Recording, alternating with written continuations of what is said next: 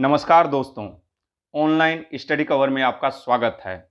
दोस्तों, UP triple SC PET 2023 की बेहतरीन तैयारी के क्रम में आज हम लोग जैन धर्म से संबंधित महत्वपूर्ण प्रश्नों को कवर करेंगे।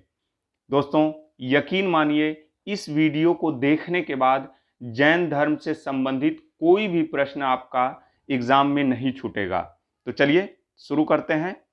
आज का पहला क्वेश्चन है, जैन परंपरा के अनुसार जैन धर्म में कुल कितने तीर्थंकर हुए? तो जैन परंपरा के अनुसार जैन धर्म में कुल कितने तीर्थंकर हुए? तो 24 तीर्थंकर हुए। कितने? 24 तीर्थंकर हुए। ठीक है। पहले तीर्थंकर कौन थे? तो पहले तीर्थंकर ऋषभदेव या आदिनाथ थे। ठीक है। इनका प्रतीक चिन्ह क्या है? तो सांड। इनका प्रतीक चिन्ह क्या था? सांड। और यह जैन धर्म के संस्थापक कहे जाते हैं। क्या कहे जाते हैं? जैन धर्म के संस्थापक कहे जाते हैं। 23वें तीर्थंकर कौन हुए? तो पार्श्वनाथ। ये 23वें तीर्थंकर थे। इनका प्रतीक चिन्ह सर्प का फन है। ठीक है। 24वें तीर्थंकर कौन थे? तो यह महावीर स्वामी थे। कौन थे? महावीर स्वामी। और इनका प्रतीक चिन्ह क्या था? तो इनका प्रतीक चिन्ह शेर था। क्या था? शेर। और महावीर स्वामी जैन धर्म के वास्तविक संस्थापक कहे जाते हैं। क्या कहे जाते हैं? जैन धर्म के वास्तविक संस्थापक। ठीक है। आगे चलें। अब देखिए वही क्वेश्चन आ गया, जैन धर्म के संस्थापक कौन है?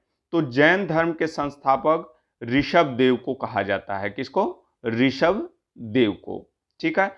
जैन धर्म का संस्थापक ऋषभदेव को कहा जाता है। किसको कहा जाता है? ऋषभदेव को कहा जाता है। और जैन धर्म का वास्तविक संस्थापक महावीर स्वामी को कहा जाता है। किसको कहा जाता है? महावीर स्वामी को। जैन धर्म का वास्तविक संस्थापक किसको कहा जाता है? तो महावीर स्वामी को।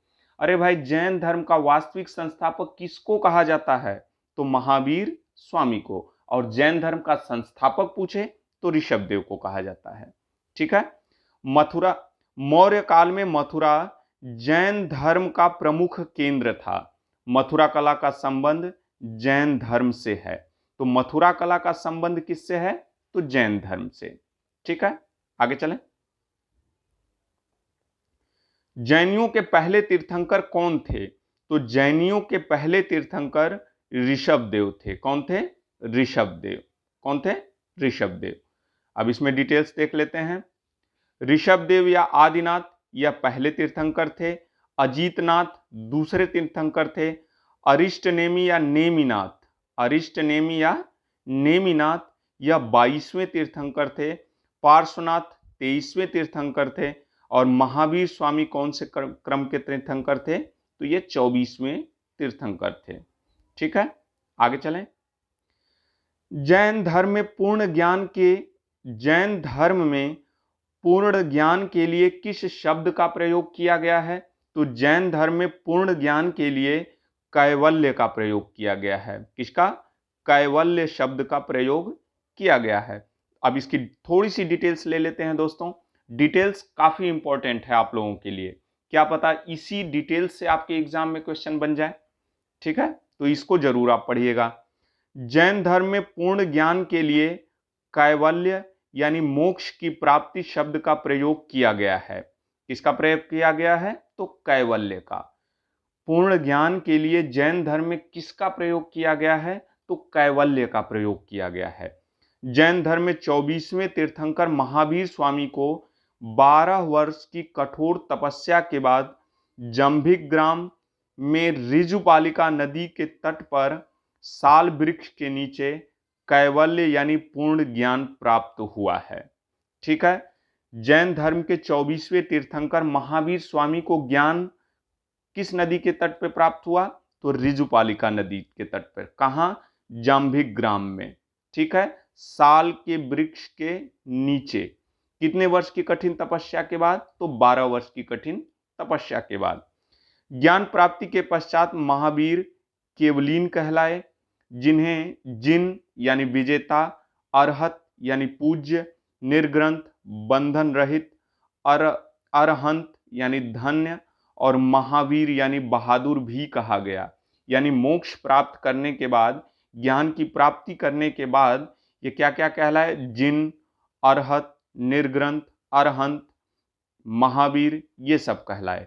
ज्ञान प्राप्त करने से पहले भगवान महावीर का क्या नाम था? तो वर्धमान। क्या था? वर्धमान। इनके बचपन का क्या नाम था? तो वर्धमान। क्या था? वर्धमान। ठीक है, आगे चलें।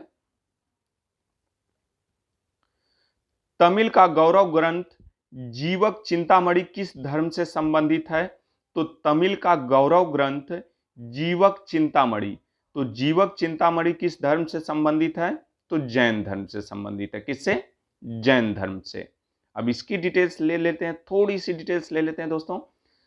तमिल महाकाव्य जीवक चिंतामणि की रचना तिरुक्त देवर ने की थी। किसने? तिरुक्त देवर ने की थी, जो जैन धर्मावलंबी थे। कौन थे? जैन धर्मावलंबी। जैन धर्म में त्रिरत्न, 3 रत्न यानी त्रिरत्न दिए गए हैं, उन्हें निर्वाण का मार्ग कहा गया है। वे 3 रत्न क्या हैं? तो त्रिरत्न किससे संबंधित है? तो जैन धर्म से। बौद्ध धर्म से भी त्रिरत्न संबंधित है। ठीक है, तो जैन धर्म में जो त्रिरत्न दिए गए हैं उसमें क्या क्या है? तो सम्यक दर्शन है, सम्यक ज्ञान है और सम्यक आचरण है। तो आपका आंसर क्या हो जाएगा? डी। ठीक है, आगे चलें। प्राचीन भारत का प्रसिद्ध वह शासक कौन था जिसने अपने जीवन के अंतिम दिनों में जैन धर्म अपना लिया? तो कौन सा प्रसिद्ध शासक था जिसने अपने अंतिम दिनों में जैन धर्म अपना लिया? तो कौन था? तो चंद्रगुप्त मौर्य था। कौन था? चंद्रगुप्त मौर्य। इसकी डिटेल्स ले लेते हैं दोस्तों। चंद्रगुप्त मौर्य ने अपने जीवन के अंतिम दिनों में जैन धर्म अपना लिया। क्या अपना लिया? तो जैन धर्म अपना लिया। उसने जैन साधु भद्रबाहु से जैन धर्म की दीक्षा लेकर श्रवणबेलगोला, यह कहां पड़ता है? तो कर्नाटक में पड़ता है। श्रवणबेलगोला स्थित चंद्रगिरी पहाड़ी पर 298 ईसा पूर्व में उपवास यानी संलेखना विधि द्वारा अपना शरीर त्यागा था। तो चंद्रगुप्त मौर्य ने अपने अंतिम दिनों में जैन धर्म अपना लिया था। ठीक है, और किस विधि से इन्होंने अपना शरीर त्यागा था? तो संलेखना विधि से। किस विधि से? संलेखना विधि से। कहां पर? तो श्रवणबेलगोला में। श्रवणबेलगोला कहां पे है? तो कर्नाटका में है। इन्होंने, चंद्रगुप्त मौर्य ने किससे दीक्षा लिया था? तो भद्रबाहु से। ठीक है, आगे चलें। जैन धर्म का आधारभूत नैतिक मूल्य क्या है? तो जैन धर्म का आधारभूत नैतिक मूल्य अहिंसा है। क्या है? अहिंसा। ठीक है, अहिंसा जैन धर्म का आधारभूत नैतिक मूल्य है। क्या है? अहिंसा जैन धर्म का आधारभूत नैतिक मूल्य है। और देखिए, आधारभूत नैतिक मूल्य में 5 आते हैं। कौन कौन से? अहिंसा, सत्य, अस्तेय, ब्रह्मचर्य एवं अपरिग्रह। ठीक है, ऑप्शन में केवल अहिंसा दिया है तो हम अहिंसा को सेलेक्ट करेंगे। ठीक है, जैन धर्म में अहिंसा, सत्य, अस्तेय, ब्रह्मचर्य एवं अपरिग्रह नामक 5 महाव्रतों की व्यवस्था की गई है। अब इनका मतलब देख लेते हैं क्या क्या है। अहिंसा, अहिंसा का मतलब जीव की हिंसा या हत्या न करना। सत्य मतलब सदा सत्य बोलना। अपरिग्रह संपत्ति अर्जित न करना। अपरिग्रह का मतलब क्या है? संपत्ति अर्जित न करना। अपरिग्रह का मतलब क्या है? संपत्ति अर्जित न करना। अस्तेय, अस्तेय का मतलब चोरी न करना। ठीक है, अस्तेय का मतलब क्या है? चोरी न करना। क्या है? चोरी न करना। ब्रह्मचर्य इंद्रियों को वश में करना। ठीक है, ब्रह्मचर्य मतलब इंद्रियों को वश में करना। ठीक है, महावीर स्वामी ने पार्श्वनाथ द्वारा दिए गए 4 महाव्रतों में 5वां महाव्रत ब्रह्मचर्य जोड़ा था। क्या जोड़ा था? ब्रह्मचर्य जोड़ा था। यानी ये जो 5 महाव्रत ऊपर हैं, इसमें जो 5वां महाव्रत है इसको तो महावीर स्वामी ने जोड़ा था। किसने जोड़ा था? महावीर स्वामी ने। और बाकी 4 जो हैं, अहिंसा, सत्य, अपरिग्रह, अस्तेय, इन चारों को किसने जोड़ा था? तो पार्श्वनाथ ने जोड़ा था। किसने? पार्श्वनाथ ने। इसको याद रखना आप, इन 4 को शुरू में पार्श्वनाथ ने जोड़ा था और 5वां महाव्रत ब्रह्मचर्य है उसको किसने जोड़ा था? तो महावीर स्वामी ने। किसने जोड़ा था? तो महावीर स्वामी ने जोड़ा था। आगे चलें। महावीर की मृत्यु के बाद जैन संघ का अगला अध्यक्ष कौन हुआ? तो महावीर की मृत्यु के बाद जैन संघ का अगला अध्यक्ष कौन बना? तो सुधर्मन बना। कौन बना? सुधर्मन। ठीक है, आगे चलें। जैन परंपरा के अनुसार महावीर स्वामी कौन से तीर्थंकर थे? लो, इसको मैंने कितनी बार आपको बता दिया कि ये 24वें तीर्थंकर हैं। 24वें तीर्थंकर हैं, इनको वास्तविक संस्थापक माना जाता है। ठीक है, ये तो याद हो गया होगा आपको। 24वें तीर्थंकर थे। कौन से? 24वें तीर्थंकर। अब इनकी थोड़ी सी डिटेल्स ले लेते हैं। महावीर जैनियों के 24वें तीर्थंकर एवं जैन धर्म के वास्तविक संस्थापक माने जाते हैं। नमीनाथ 21वें तीर्थंकर थे। अरिष्ट नेमी या नेमिनाथ, ये नमीनाथ है और ये नेमिनाथ है, ये 22वें तीर्थंकर थे। पार्श्वनाथ 23वें तीर्थंकर थे। महावीर स्वामी 24वें तीर्थंकर थे। ठीक है। स्वामी महावीर की भिक्षुणी संघ की प्रधान कौन थी? तो महावीर स्वामी के भिक्षुणी संघ की प्रधान कौन थी? तो ये चंदना थी। कौन थी? चंदना। कौन थी? चंदना। ठीक है, आगे चलें। जैन धर्म इनमें से किन 2 संप्रदायों में विभक्त हुआ था? तो जैन धर्म किन 2 संप्रदायों में विभक्त हुआ था? तो ये श्वेतांबर और दिगंबर। किसमें? श्वेतांबर और दिगंबर 2 संप्रदायों में विभक्त हुआ था जैन धर्म। जैन धर्म कितने संप्रदायों में विभक्त हुआ था? तो जैन धर्म 2 संप्रदायों में विभक्त हुआ था। ये 2 संप्रदाय कौन कौन से थे? तो श्वेतांबर और दिगंबर। ठीक है, अब इसकी डिटेल्स देख लेते हैं। सिंपल, जैन धर्म 2 संप्रदायों में विभाजित था, जिसमें श्वेतांबर और दिगंबर के नाम से जाना जाता था। इसको श्वेतांबर और दिगंबर के नाम से जाना जाता था। श्वेत वस्त्र धारण करने वाले श्वेतांबर कहलाए, जो श्वेत वस्त्र धारण करते थे वे श्वेतांबर कहलाए। इसके संस्थापक कौन थे? तो स्थूलभद्र थे। कौन थे? स्थूलभद्र। श्वेत वस्त्र धारण करने वाले श्वेतांबर कहलाए और इसके संस्थापक कौन थे? तो स्थूलभद्र थे। कौन थे? स्थूलभद्र। ठीक है। नग्न रहने वाले दिगंबर कहलाए, जो नग्न रहने वाले थे वे दिगंबर कहलाए। उनके संस्थापक कौन थे? भद्रबाहु। कौन थे? भद्रबाहु। और इसी भद्रबाहु से शिक्षा लेकर चंद्रगुप्त मौर्य ने जैन धर्म अपनाया था और श्रवण बेलगोला में 298 ईसा पूर्व में संलेखना विधि से अपने शरीर को त्याग दिया था। ठीक है। अब जैन धर्म मानने वाले प्रमुख राजा कौन कौन से थे? तो देखिए, उदयन थे, वंद राजा, चंद्रगुप्त मौर्य, कलिंग नरेश खारवेल थे, राष्ट्रकूट राजा अमोघ वर्ष थे, चंदेल शासक थे। ये सब क्या थे? इन्होंने जैन धर्म अपनाया था। ठीक है, आगे चलें। महावीर स्वामी का जन्म किस कुल में हुआ था?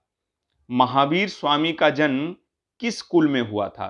तो महावीर स्वामी का जन्म ज्ञात्रिक कुल में हुआ था। किस कुल में? ज्ञात्रिक कुल में। शाक्य से याद आ रहा है कुछ मुझे थोड़ा थोड़ा। इससे पहले वाले वीडियो में मैंने बौद्ध धर्म अपनाया था, बौद्ध धर्म पढ़ाया था, तो उसमें मैंने बताया था कि गौतम बुद्ध यह शाक्य वंश से संबंधित थे। किससे? शाक्य वंश से संबंधित थे। और महावीर स्वामी का जन्म किस कुल में हुआ था? तो ज्ञात्रिक कुल में हुआ था। अब इसकी डिटेल्स देख लेते हैं दोस्तों। महावीर स्वामी का जन्म 599 ईसा पूर्व वैशाली के निकट कुंडाग्राम के ज्ञात्रिक कुल में हुआ था। दोस्तों, महावीर स्वामी के जन्म से संबंधित महावीर स्वामी के जन्म से संबंधित जो डेट्स है वो फिक्स नहीं है, कहीं कुछ दिया हुआ है, कहीं कुछ दिया हुआ है। अब जैसे यहाँ 599 ईसा पूर्व दिया हुआ है, कहीं 540 ईसा पूर्व दिया हुआ है। ठीक है, तो ये क्वेश्चन डेट एग्जैक्ट डेट नहीं पूछता, इसको आप याद रखिएगा बस ऐसे ही। ठीक है, तो महावीर स्वामी का जन्म 599 ईसा पूर्व में हुआ था। अगर ऑप्शन में 599 है तो 599 लगाना, 540 है तो 540 लगाना। कहीं कहीं 540 दिखाई देता है, कहीं कहीं 599 ईसा पूर्व दिखाई देता है, तो इसको याद रखना, ध्यान रखना। आप कुंडाग्राम के ज्ञात्रिक कुल में हुआ था। महावीर स्वामी के बचपन का नाम क्या था? तो वर्धमान था। क्या था? वर्धमान। इनकी पत्नी का नाम क्या था? इनकी पत्नी का नाम यशोदा था। गौतम बुद्ध की पत्नी का नाम यशोधरा था। इनकी पुत्री का नाम अनुज्या प्रियदर्शिनी था। क्या था? अनुज्या प्रियदर्शिनी।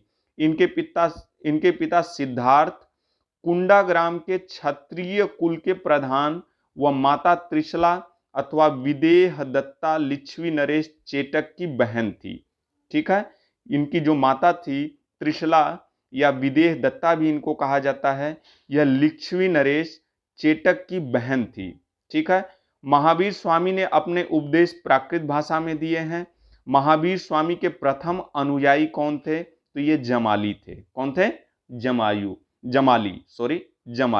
महावीर स्वामी के प्रथम अनुयायी कौन थे? तो इनके दामाद जमाली थे। कौन थे? जमाली। ठीक है, आगे चलें।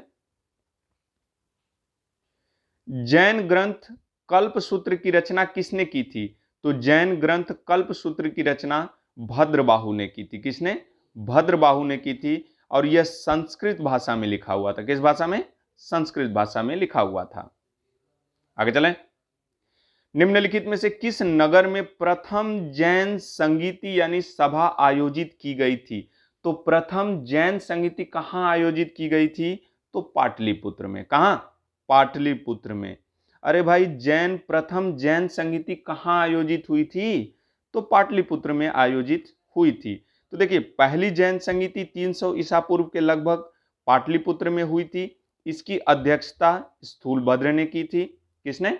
स्थूलभद्र ने की थी। दूसरी जैन संगीति 6ठी शताब्दी में वल्लभी गुजरात में हुई थी, जिसकी अध्यक्षता क्षमा श्रवण ने की थी। किसने? क्षमा श्रवण ने की थी।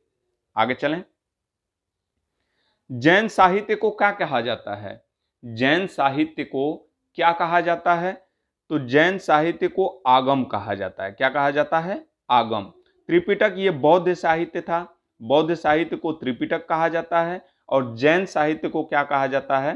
तो आगम कहा जाता है। जैन साहित्य को आगम या सिद्धांत कहा जाता है। आगम का मतलब क्या होता है? सिद्धांत।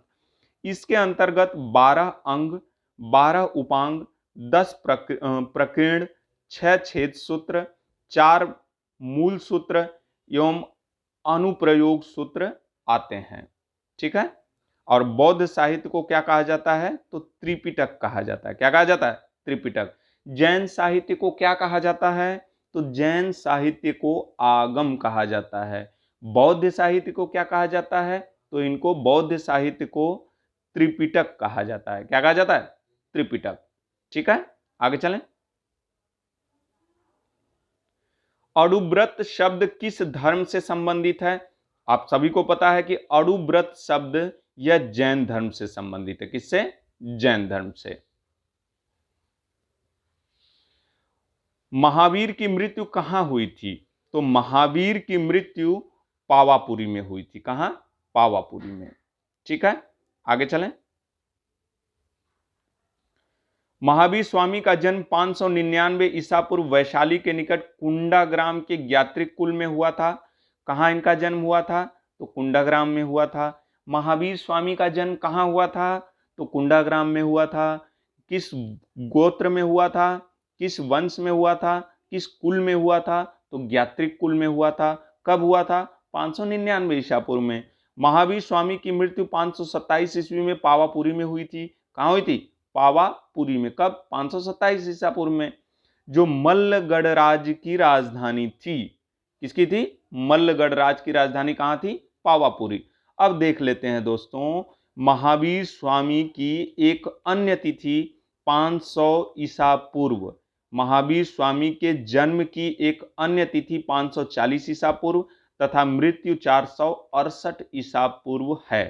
तो दोस्तों, आप इसको भी याद रखना, इसको भी याद रखना, 599 ईसा पूर्व को भी याद रखना, 527 ईसा पूर्व को भी याद रखना, 540 ईसा पूर्व को भी याद रखना और 468 ईसा पूर्व को भी याद रखना।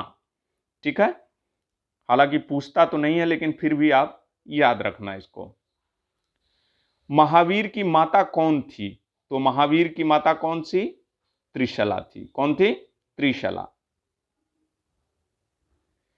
महावीर स्वामी के बचपन का नाम क्या था? वर्धमान। क्या था? वर्धमान। जैन अनुश्रुतियों में इनके पिता सिद्धार्थ के दो अन्य नाम मिलते हैं। सिद्धार्थ के दो अन्य नाम क्या मिलते हैं? तो श्रेयांश मिलता है और यशांश मिलते हैं। ठीक है। इनकी माता त्रिशला के भी दो अन्य नाम मिलते हैं। एक तो विदेह दत्ता, जो कि मैंने अपने पहले ही बताया था आपको, और दूसरा क्या मिलता है? प्रियकारिणी। क्या मिलता है? प्रियकारिणी। और त्रिशला देवी तो इनके माता का नाम है ही। ठीक है, आगे चलें। जियो और जीने दो, बिल्कुल सही बात है। जियो और जीने दो, यह किसने कहा था? तो जियो और जीने दो, यह महावीर स्वामी ने कहा था। किसने कहा था? महावीर स्वामी ने कहा था। किसने कहा था जियो और जीने दो? तो यह महावीर स्वामी ने कहा था। महावीर जैनियों के 24वें तीर्थंकर एवं जैन धर्म के वास्तविक संस्थापक कहे जाते हैं। श्रवण बेलगोला कहाँ स्थित है? अभी मैंने बताया ऊपर, श्रवण बेलगोला कहाँ स्थित है? तो कर्नाटक में स्थित है। कहाँ स्थित है? कर्नाटक में। चंद्रगुप्त मौर्य अपने जीवन के अंतिम दिनों में जैन धर्म अपना लिया। उन्होंने जैन साधु भद्रबाहु से जैन धर्म की दीक्षा लेकर श्रवण बेलगोला कर्नाटक स्थित चंद्रगिरी पहाड़ी पर 298 ईसा पूर्व में संलेखना विधि द्वारा अपना शरीर त्यागा था। कर्नाटक के चामुंडा शासकों ने श्रवण बेलगोला में विशाल बाहुबली की मूर्ति यानी गोमतेश्वर की मूर्ति का निर्माण करवाया था। ठीक है, गोमतेश्वर की मूर्ति कहाँ पे है? तो ये श्रवण बेलगोला में। या बाहुबली की मूर्ति कहाँ है? तो श्रवण बेलगोला में है। ठीक है, आगे चलें। स्यादवाद किसका सिद्धांत है? स्यादवाद किसका सिद्धांत है? दोस्तों, वीडियो बनाने में काफ़ी मेहनत लग रही है। अगर यह वीडियो और कंटेंट आपको पसंद आ रहा है तो लाइक करना, शेयर करना, और ऐसे ही वीडियो पाने के लिए चैनल को सब्सक्राइब कर लेना। स्यादवाद किसका सिद्धांत है? तो यह जैन धर्म का सिद्धांत है। किसका? जैन धर्म का। स्यादवाद जैन धर्म का सिद्धांत है। इसे अनेकांतवाद भी कहते हैं। स्यादवाद को क्या कहते हैं? तो अनेकांतवाद भी कहते हैं। आगे चलें। भारत के किस भाग में जैन धर्म का दिलवाड़ा मंदिर स्थित है? तो जैन धर्म का दिलवाड़ा मंदिर कहाँ स्थित है? तो ये माउंट आबू में। कहाँ? माउंट आबू में स्थित है। राजस्थान के माउंट आबू में दिलवाड़ा के प्रसिद्ध जैन मंदिर है। इसका निर्माण 11वीं और 16वीं शताब्दी के बीच किया गया था और सबसे पहले गुजरात के चालुक्य शासकों के मंत्रियों द्वारा बनाए गए थे। किसके द्वारा बनाया गया था दिलवाड़ा का जैन मंदिर? तो यह गुजरात के चालुक्य शासकों के मंत्रियों द्वारा बनाया गया था। मध्य प्रदेश में चंदेल शासकों ने खजुराहो में जैन मंदिरों का निर्माण करवाया था। तो खजुराहो में जैन मंदिरों का निर्माण किसने करवाया था? तो चंदेल शासकों ने करवाया। किसने? चंदेल शासकों ने। महावीर स्वामी ने उपदेश किस भाषा में दिए थे? तो महावीर स्वामी ने उपदेश किस भाषा में दिए थे? तो ये प्राकृत भाषा में दिए थे। किस भाषा में? प्राकृत। और बौद्ध धर्म में गौतम बुद्ध ने किस भाषा में उपदेश दिए थे? तो ये पाली भाषा में दिए थे। किस भाषा में? पाली भाषा में। बुद्ध ने पाली भाषा में उपदेश दिए थे और महावीर स्वामी ने ये प्राकृत भाषा में उपदेश दिए थे। ठीक है, महावीर स्वामी जी ने अपने उपदेश प्राकृत भाषा में दिए। इन्होंने पहला उपदेश राजगीर में दिया था और अंतिम उपदेश पावापुरी में दिया। पहला उपदेश कहाँ दिया था? राजगीर में। और अंतिम उपदेश कहाँ दिया था? तो पावापुरी में दिया था। ठीक है, आगे चलें। महावीर एवं बुद्ध दोनों ने किसके शासनकाल में उपदेश दिया था? तो महावीर एवं बुद्ध ने दोनों ने किसके शासनकाल में उपदेश दिया था? तो बिंबिसार के शासनकाल में। किसके शासनकाल में? बिंबिसार के शासनकाल में। बिंबिसार के शासनकाल में महावीर एवं गौतम बुद्ध दोनों ने उपदेश दिया था। किसके शासनकाल में? बिंबिसार के शासनकाल में। किसके शासनकाल में महावीर एवं बुद्ध दोनों ने उपदेश दिए थे? तो ये बिंबिसार के शासनकाल में। ठीक है, महावीर एवं बुद्ध ने मगध नरेश बिंबिसार के शासनकाल में उपदेश दिया। महावीर स्वामी और बिंबिसार निकट संबंधी थे, क्योंकि महावीर की माता त्रिशला लिच्छवी शासक चेटक की बहन थी तथा बिंबिसार का विवाह चेटक की पुत्री से हुआ था। तो बिंबिसार ये हर्यक वंश का संस्थापक था। किसका? हर्यक वंश का संस्थापक था। बिंबिसार यह चेटक की पुत्री से इनका विवाह हुआ था और चेटक की बहन ये महावीर स्वामी की मां थी। ठीक है, आगे चलें।